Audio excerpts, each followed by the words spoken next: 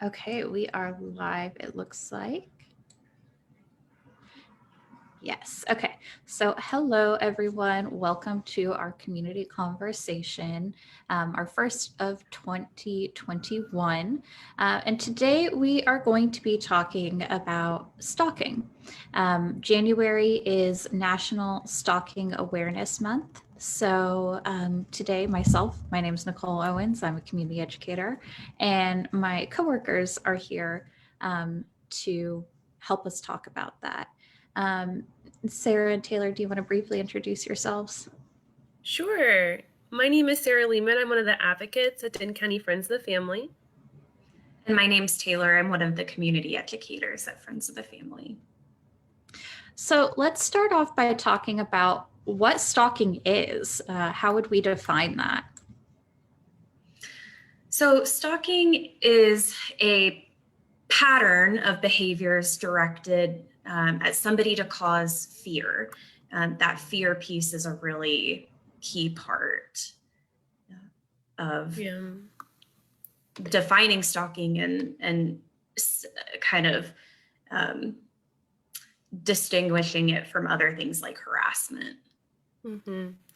And a really important thing about stalking when we're talking about that pattern is that the behaviors, they could all be different behaviors, or they could all be same or similar behaviors. And when we're talking about these stalking behaviors, it's really important to know that sometimes some behaviors in a stalking pattern are criminal behaviors all on their own, like property damage or assaulting another person, while other behaviors in a stalking pattern may only become criminal when they're part of a stalking case, like sending or leaving gifts for someone. And I know when it comes to stalking, according to the National Stalking Prevention Awareness and Resource Center, also known as SPARC, they really classify stalking behaviors into 4 different types. So there can be surveillance behaviors. For instance, how is a stalker tracking or monitoring their victim? A second type is life invasion. So how may the stalker invade someone's life? A third one is interference. So what sorts of things has the victim of stalking lost, or what are they afraid of losing because of the stalking behavior? And intimidation is the last one. How has the stalker intimidated or threatened the victim? And just like Taylor said, a big thing about stalking is that it's going to be directed at a specific person, not a group of people. Wow. Okay. So definitely those behaviors. I think we all have this idea of stalking as like following someone physically, like driving in your car, sitting in front of their house.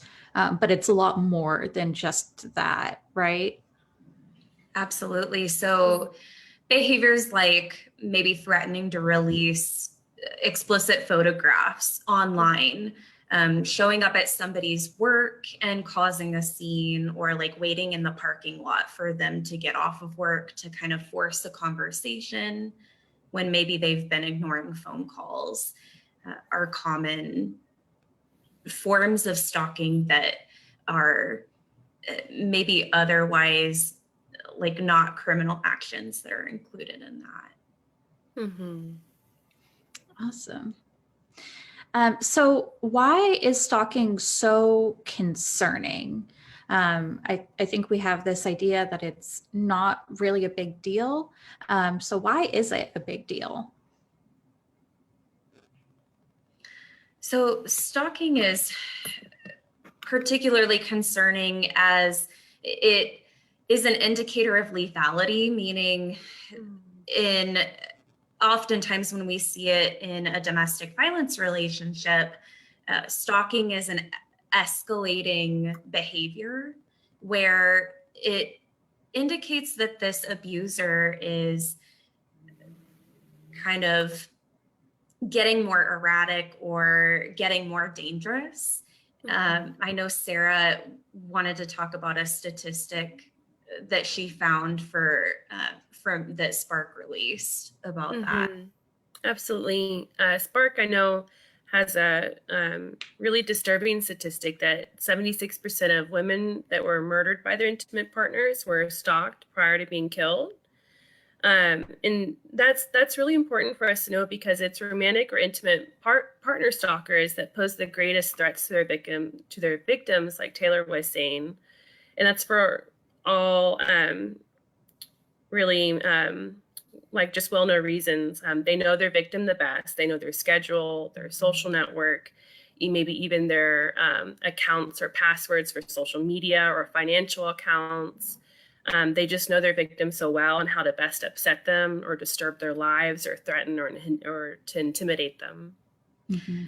That they also have a heightened sense of entitlement, right? This person, maybe they've been dating, for a while, maybe they've been married, and when it may be during the relationship that they're stalking them, that they feel a sense of entitlement over, you're my partner. I should know who you're, talking to. I should know where you are at all times. Sometimes jealousy can play out with that. And then we also see stalking happen after the relationship ends as well, oftentimes in domestic violence situations, because of that sense of entitlement of like, you can't leave me, an abuser might believe I have some sort of entitlement over our relationship. They're maybe the mother of their children, or for whatever other reason. You made promises to me. You told me that you would never leave me. So how dare you break that promise? Mm-hmm. Another reason that stalking is so concerning is that it really has such a immeasurable impact on someone's mental health. When we're talking about repeated contact or communication, it really can begin to feel hopeless for a lot of people who are experiencing stalking, that whenever they may try to address one behavior, their stalker may adapt a new tactic, which is a lot of what we see. And I know earlier we're talking a little bit about the difference between harassment and stalking. And I know for a lot of people experiencing stalking, many people may minimize it as harassment because they'll say, well, this is a lot of persistent, unwelcome contact or communication. But really, just because of what we talked about, due to the serious and really deadly risks of stalking in Texas, that's what really makes it a felony offense compared to misdemeanor offense of harassment in Texas. But it's really about that fear. Many people who are being stalked may have fear of being seriously injured or even being killed by their stalker, which is the really big difference between harassment and stalking. Yeah, that all makes so much sense. We have these people who want to have power and control over someone. Stalking is just another way to have power and control. And of course, like the access, like you were talking about, Sarah, obviously, like an acquaintance of mine might not be able to guess or figure out what the password to my phone or my computer are, but a person that I'm in a relationship is going to have a much easier time knowing those things or being able to guess those things. So it's absolutely sounds like it's much easier for it to become very concerning behavior when it's a person who's been in an intimate relationship. Another thing I wanted to mention, so stalking is also oftentimes really lengthy. The average intimate partner stalking case is about 2 years. And then the average non-intimate partner violence stalking case, so stalking by an acquaintance or friend, is on average 1 year. And about 2/3 of stalking perpetrators stalk or make some sort of, attempt to pursue their victim at least once a week. So this is something that for most people in a stalking situation, this is impacting their life, not just for like a quick week or two.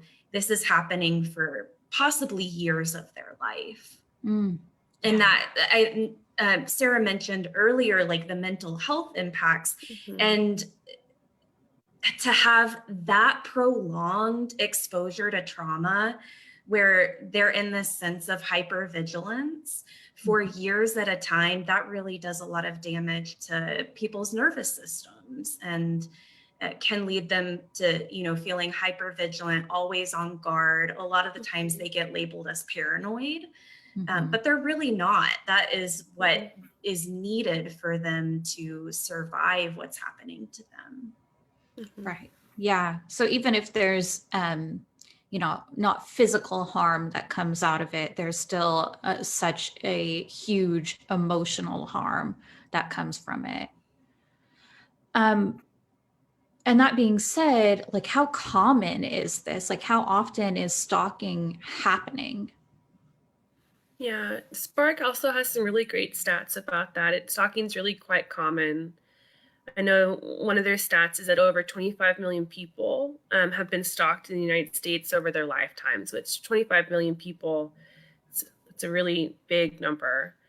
And I know some other statistics they have is that 1 in 6 women experience stalking in their lifetime, and 1 in 17 men will experience stalking in their lifetime. So when we're thinking about domestic violence, 1 in 4, like those ratios or those numbers, they're not that different, especially when we're looking at the stat for women, 1 in 6. We also know that it impacts people of all ages just the same as domestic violence does. From children to older adults. But what we do know from Spark is that it's this particular age group of 18 to 24-year-olds that are experiencing at the highest rates, which makes a lot of sense. 18 to 24-year-olds, it's like seniors in high school, maybe college students. They have a lot of access to each other. They may be using lots of other forms of electronic means to communicate with each other. Their bubble of life may be smaller than people who may be older. And while we do know that stalking impacts people of all genders, female victims are in the majority.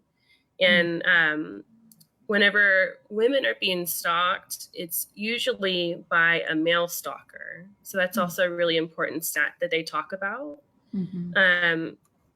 But another really important stat to know about is whenever the victim is a male, the offender is also usually male about half the time too.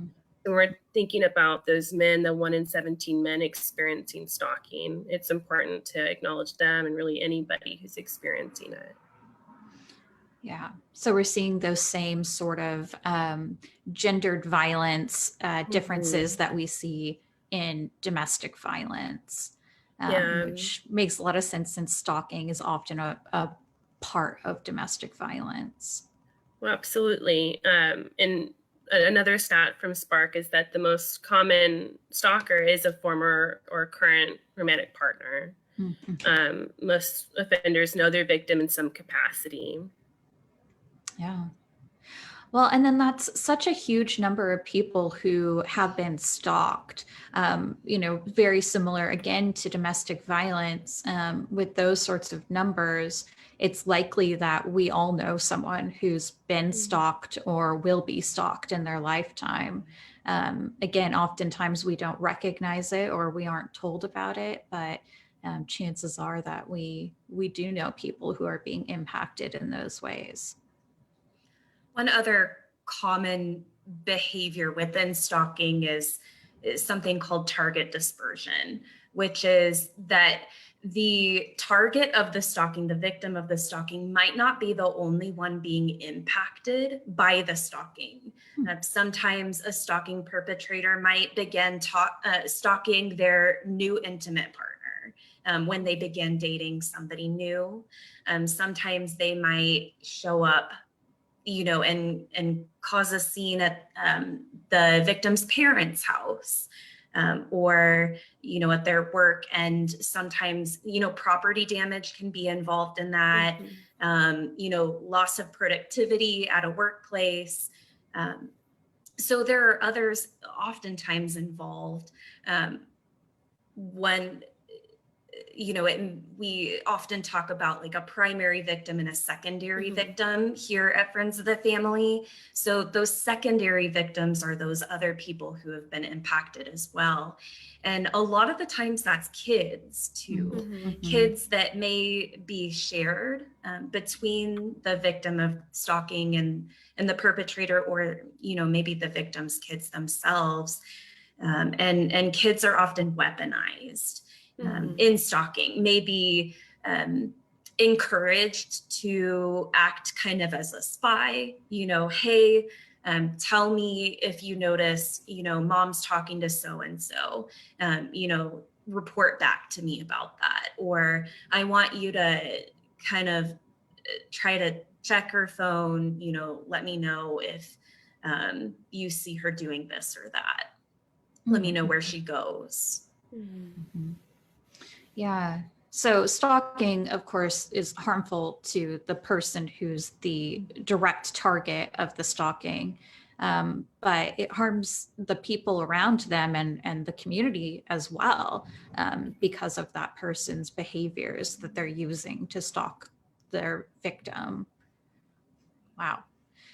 Um, I think I kind of touched on this at the beginning, but when it comes to stalking, we have this sort of mythical idea of what stalking is. And that seems to differ a lot from the reality of what stalking is. So, what are some common myths and misconceptions about stalking? One really common misconception about stalking is that if something isn't frightening to me, then it must not be very serious or in reality very frightening to the victim of stalking. When we're talking about stalking, the thing that distinguishes stalking is fear. So context is really critical in stalking cases. Stalking crimes are very highly contextual. What causes a stalking victim to feel fear may not be obviously understood as scary by an outsider. And stalkers, again, because the majority of stalkers are current or former intimate partners, they really know their victims, and they know that their victims may sound crazy when they report stalking, especially if they don't have proof of what happened. Stalkers can and often do use this to their advantage. So if you're ever in a situation where you don't understand why something is scary to a victim, it's always best to ask to learn more. I think another really common myth is that stalking is, and we kind of already busted this myth earlier in the presentation or in the conversation, but that stalkers are usually strangers or like a secret admirer. For most people, when you say stalking, they're thinking of kind of these celebrity stalkers, a teenage girl, who has a crush on Justin Bieber and, Mhm. like that kind of um, picture comes to mind. But a majority of stalking is perpetrated by intimate partners or friends, acquaintances. Mhm. I think similarly to that, also that stalking, like the motivation is maybe um, pure or romantic, and maybe the stalker is just misreading signals or Mhm. like misunderstanding boundaries. Everything is just a big misunderstanding, and they're really not, a bad person. They're not intending for their behavior to come across that way, and that's really not true. Stalking is an intentional action, just like domestic violence and sexual assault, and the purpose of it is to gain control over the victim, to intimidate or to have some sort of power in the situation, or try to regain power that they feel they have lost. Mhm.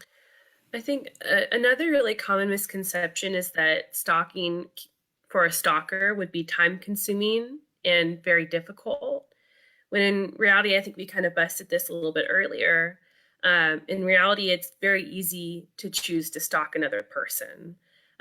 We talked about how if you share children with the person who's stalking you, that it's very easy to use your children as a way to track where you're going, who you're talking to, if you may be in a new relationship. Also, I know Spark has some information about this, that the most common way people are stalked now, especially with technology, is with the cell phone. And unfortunately, now everybody usually has a cell phone. And when we're talking about stalking within the context of an intimate relationship, when we're talking about power and control earlier, a really common tactic of power and control is to have someone's login information. So it really becomes very simple and very easy to choose to stalk another person if someone really wants to. Yeah, I think that's so interesting. We hear a lot from people who think that stalking has to be this really high tech thing that's difficult to achieve. But I think contrary to that, we see a lot of really low tech, still using technology, but just things like Find My iPhone, or apps that you can download in 2 minutes from the App Store. So it's not like you have to be a super genius to figure out how to use these things to stalk another person. Yeah. Another really common myth about stalking is that, and I think this is really similar with domestic violence too, is that there is a perfect stalking victim where when we meet them, they're terribly afraid, that they will immediately present as fearful, and they will immediately admit that they feel afraid of their stalker and the stalking behavior that they've been experiencing. When in reality, often most folks may express emotions or reactions other than fear. And some may actually never express that they're even afraid of what they've been experiencing. Instead, they may express anger or irritation or exhaustion because being stalked is exhausting. Others may show no affect or emotion at all because of the trauma they have and are continuing to experience. And many people actually minimize what's going on as a way to cope with what they're experiencing. So many people do that because they don't feel comfortable expressing that they feel afraid to their friends or family members or to other systems. This can be especially true for people who feel like they have to stay tough or strong for whatever reason. Yeah, another thing is maybe somebody who has been exposed to extreme violence in the past, they may feel like the stalking to them is not that scary, right? Because they're like, I've had it way worse. It's not as bad as it was. But then you kind of as an outsider might hear about what's going on and you're like, oh my goodness, like that's not normal. That's terrifying to me.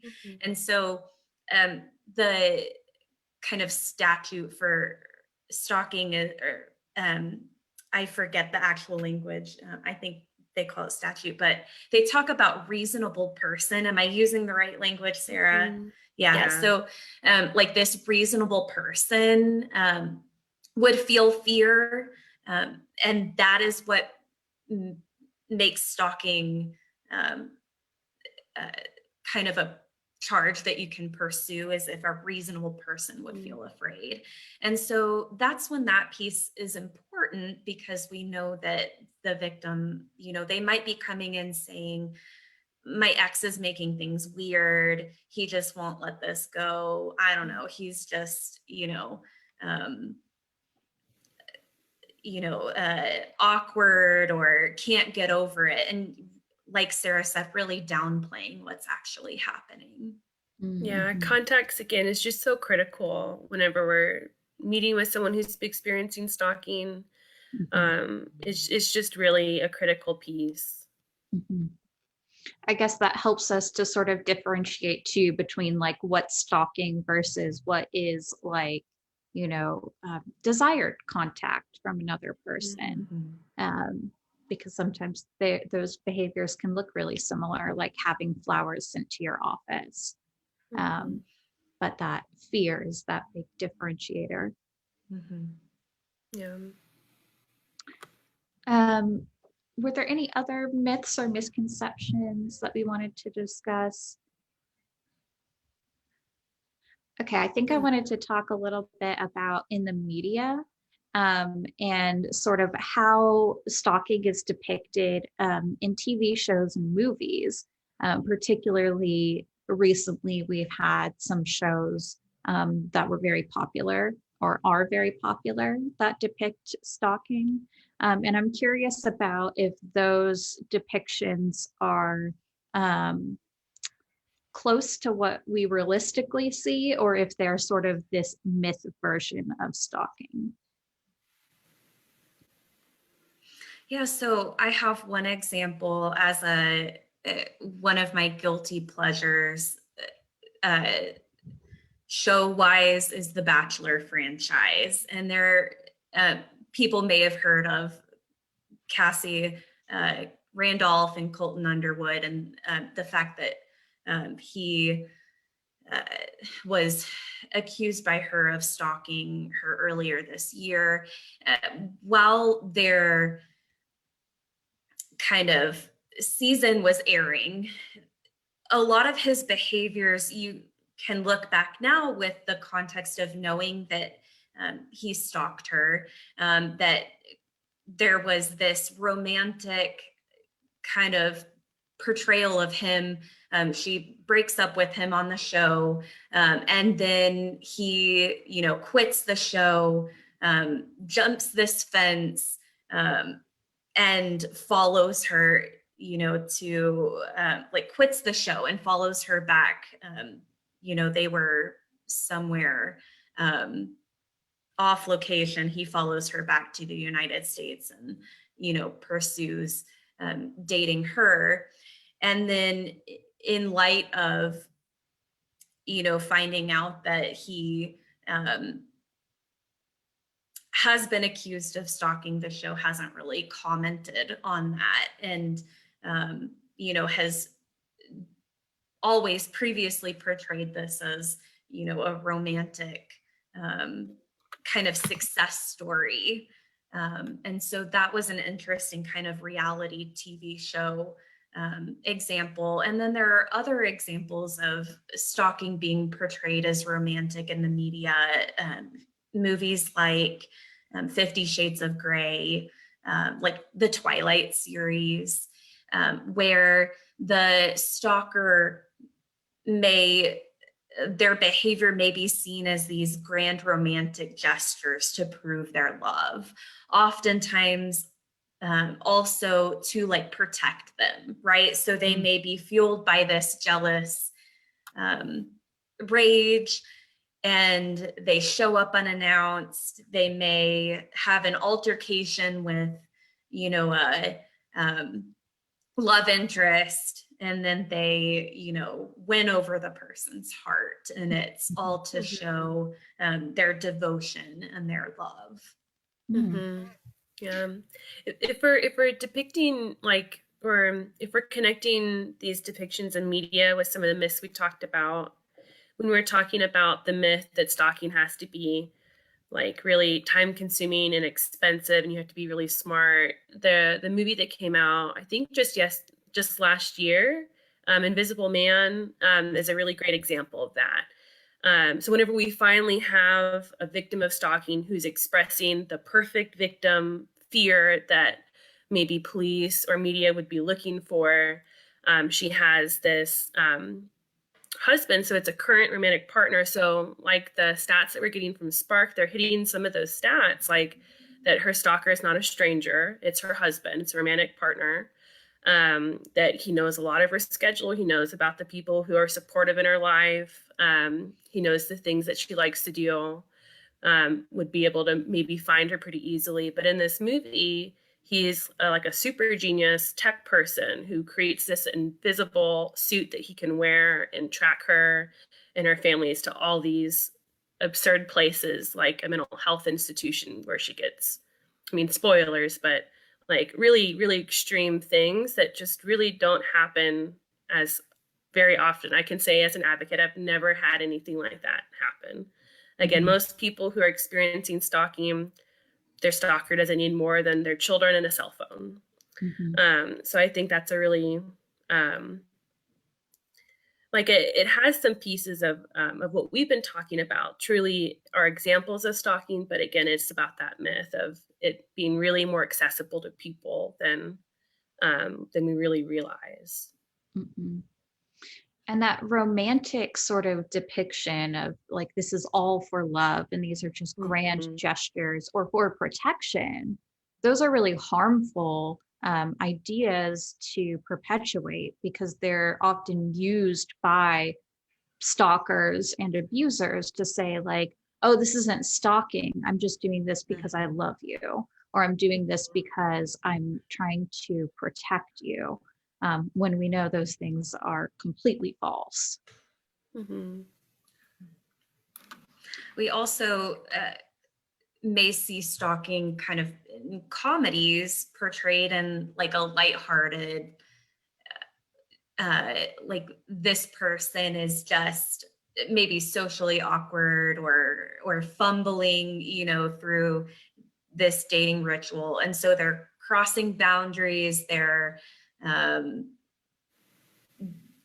doing all of this, but it's laughable, or comedic, right? So um, Mrs. Doubtfire is a great example of that, where when you step back and look at objectively, what was happening, like he loses custody, and so he impersonates a nanny so that he can, unbeknownst to the family, be in their home watching them, Mhm.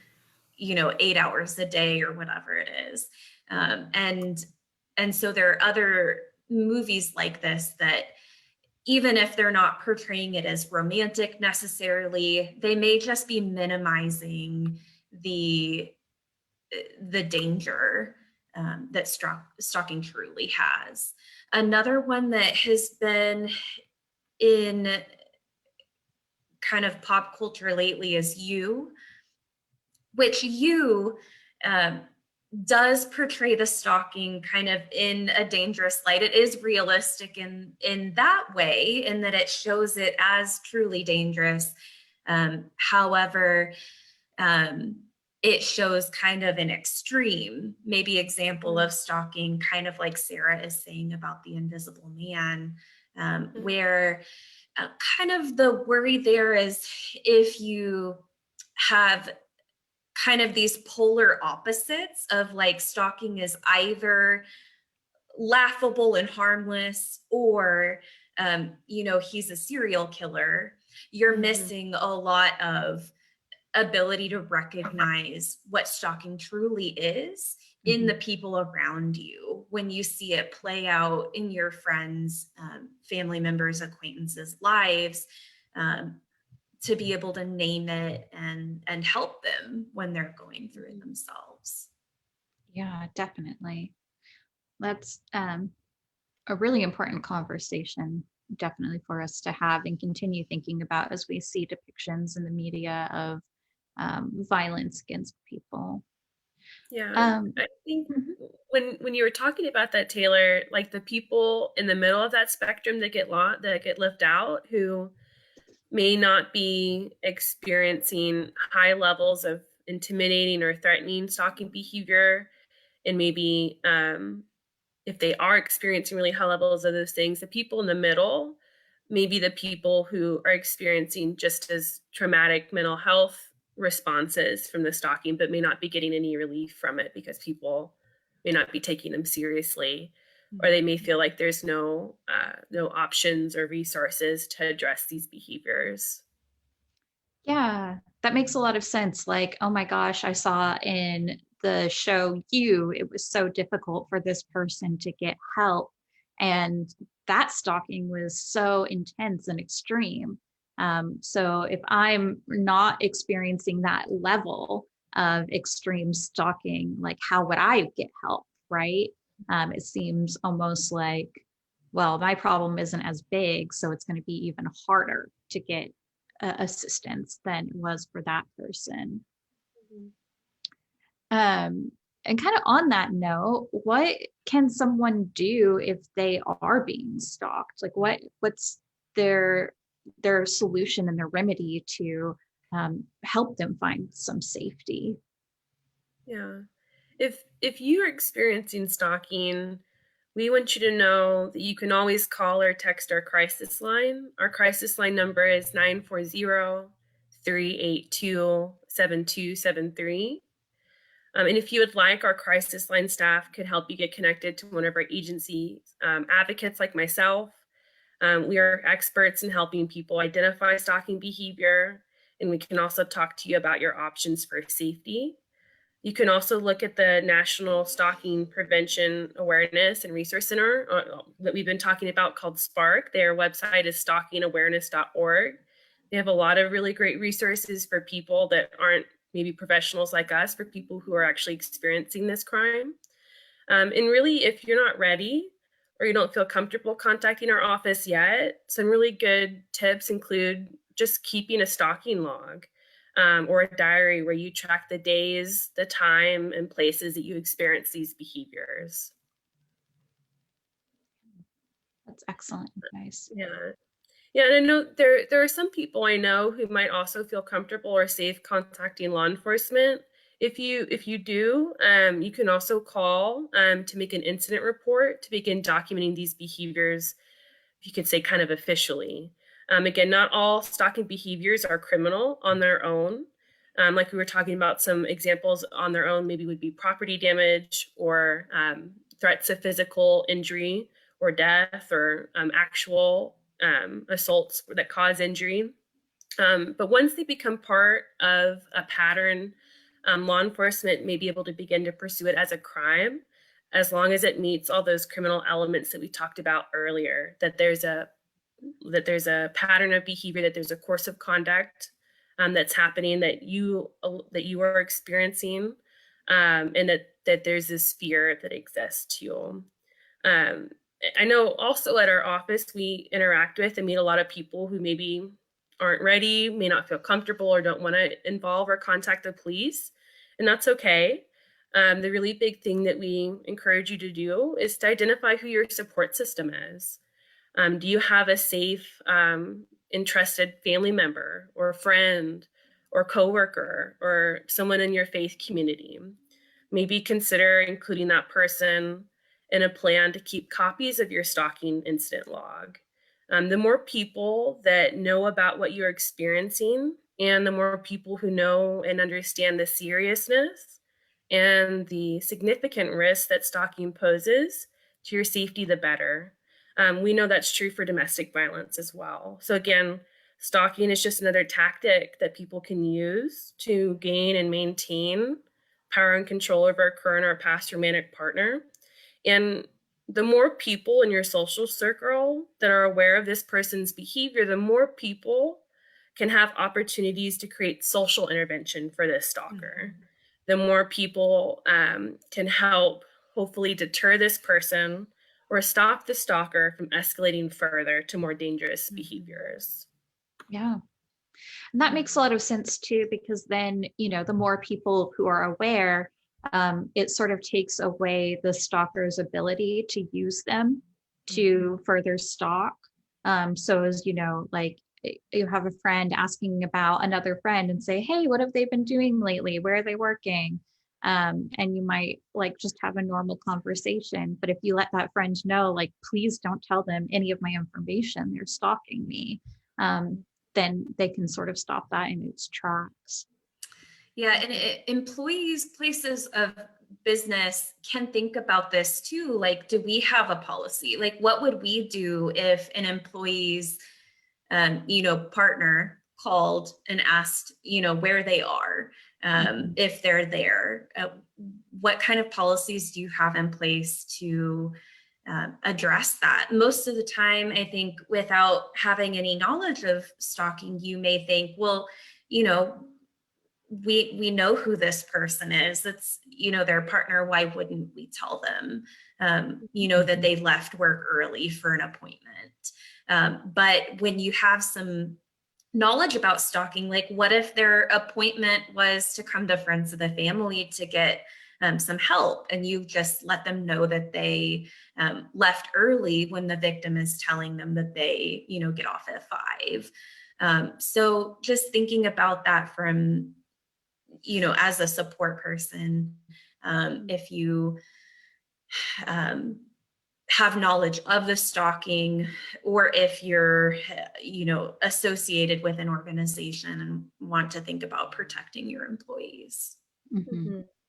I think it's just so important, again, to remind everybody that the majority of stalkers stalk as part of their that they are usually part of that intimate, the current or past romantic partner, and that stalking is just another tactic of power and control. Because oftentimes our office will interact with people who may already be interacting with the system, like police or like the child welfare system. And just like domestic violence is predictable. And because it's predictable, it's preventable. It's the same thing with stalking. So if we're thinking back to those different kinds of stalking behavior patterns, maybe take interference, for example.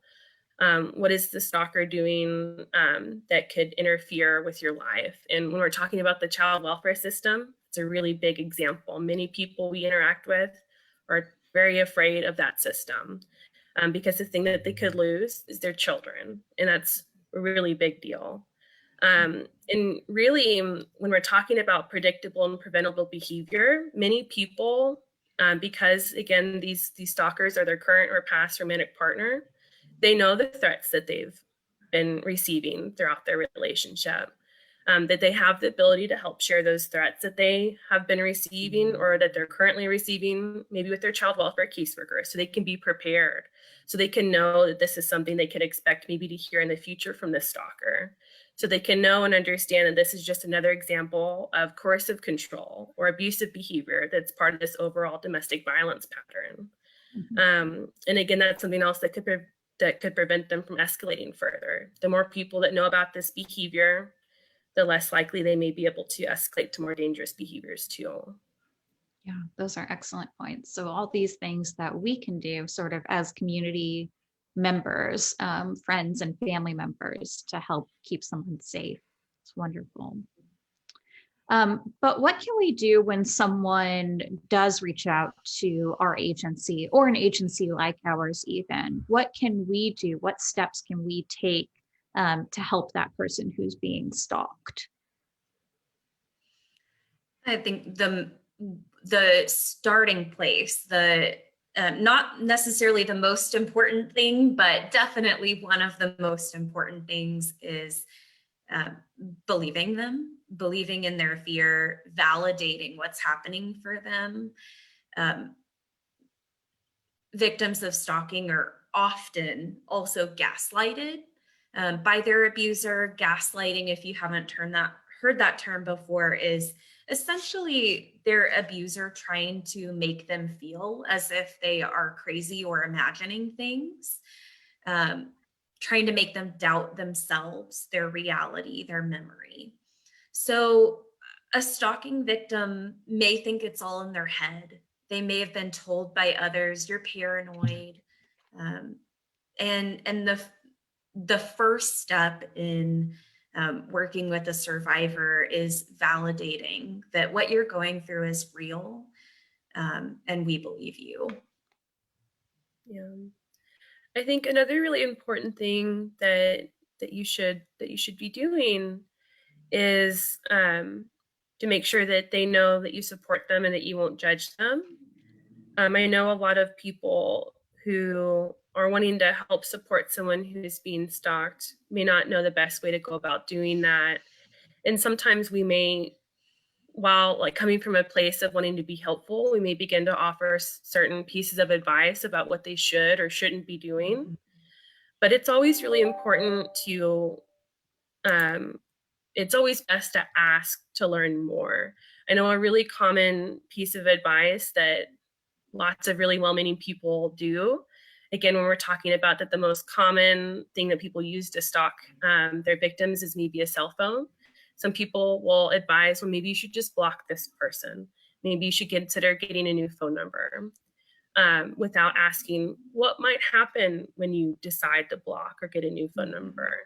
Because again, whenever one tactic is taken away from a stalker, they most likely will adapt to a new tactic. And maybe that new tactic is something more dangerous, like coming to their work in person or coming to their home or trying to find them. And they may do something to escalate. So that's why we really kind of advise making sure that you're just always asking and checking in about what people have experienced in the past. Because again, what they've experienced in the past is the biggest way to predict what might happen in the future. Giving them our crisis line number, encouraging them to talk to a professional that may know more options for CP for this person is also something that we feel like would be a really great thing to do too. Right.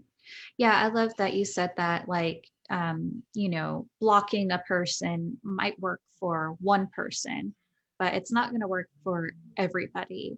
When we safety plan, it has to be individualized and meet the needs of that person who's a victim of stalking and the person who's stalking them. We don't have one size fits all, like this is the solution. We say this all the time and tell victims all the time, you are the expert on your situation and your abuser or your, offender. They've been there for all the past incidents. They've heard all the threats that this person has made. So they're most likely to either like with an instinctual feeling, or maybe they can draw on, threats that their offender has made of, if you, do this, then I will, do whatever. And taking that seriously and letting them know, you know better than anyone else, what, this person could potentially do. Yeah. Well, any last minute thoughts or comments that y'all would like to add before we wrap up for today? I think just echoing what Taylor was saying is just making sure the first thing you always do is listen and believe. Yeah, absolutely. That's one of the easiest things that we can do to help people who've been victims of any kind of violence is just listen to them and believe them. I think one thing I also want to end on is, we can talk all day about, strategies that the victim can do to kind of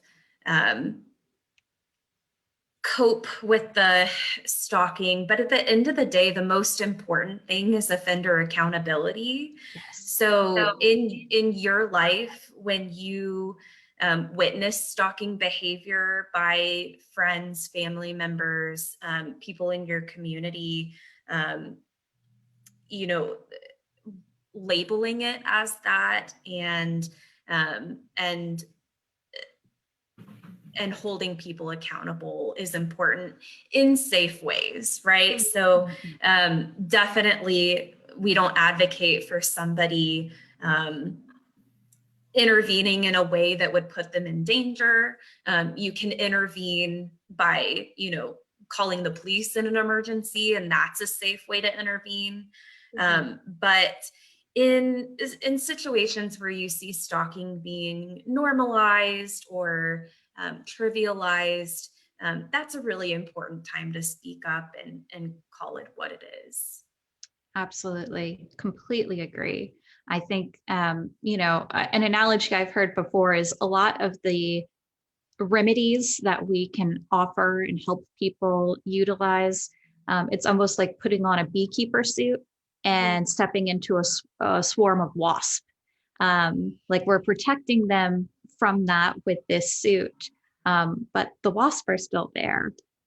So we have to take care of that problem to really, at the source, confront what this issue is, which is with the person who's choosing to stalk. And then just to kind of plug our community education programs, we do prevention education for domestic violence, sexual assault, and stalking. So that's, with teens especially, it's really great to do prevention education early on. If you have a group of teens that you would like our program to come in and do some prevention education around dating violence and stalking, that's a really, it's great to start early. And so that's something we would love to do. And you can reach out to us to schedule that.